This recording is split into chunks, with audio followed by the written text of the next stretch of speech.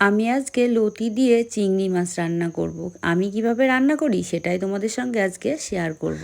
আমি জানো তো মশলা একটু কম খাই, তেলের পরিমাণটা একটু বেশিই ব্যবহার করি। আলু আর পেঁয়াজটা কিন্তু একসঙ্গে ভাজতে দিয়ে দিলাম। তেলের উপরে কি দিয়েছিলাম বুঝতে পেরেছো? কালো জিরে। আর মশলাতে বেটে নিয়েছি কাঁচা লঙ্কা, জিরে, আদা, রসুন, কালো জিরে আর রাঁধুনি। এইগুলো দিয়ে ভালো করে একটা পেস্ট করে নিয়েছি। মশলা দিয়ে ভালো করে কষিয়ে নিলাম আর দিয়ে দিলাম পরিমাণ মতো লবণ, হলুদ। এখন মাছগুলো দিয়েও কিন্তু ভালো করে আমি কষিয়ে নিলাম। চিংড়ি মাছের যে কোনো তরকারিতে কালো জিরে আর রাঁধুনি কিন্তু খুব ভালো যায়। আমি যেভাবে রান্না করছি এইভাবেও কিন্তু তোমরা একবার বানিয়ে খেয়ে দেখতে পারো। তো দেখো আমি লতিগুলো দিয়ে ভালো করে কষিয়ে নিয়ে আমি এখানে জল দিয়ে দিলাম। তোমরা কিন্তু এখানে গরম জল ব্যবহার করতে পারো। গরম জল তরকারিতে দিলে টেস্ট অন্যরকম হয়। আমার এই তরকারিটাও কিন্তু খুব ভালো হয়েছিল খেতে। লাস্টে দিলাম 2-4টে আলু গলিয়ে, কারণ ঝোলটা একটু গাঢ় হবে। তোমরা কিন্তু একটু গরম মশলা দিতে পারো। আমি গরম মশলা পছন্দ করি না, তাই দিইনি।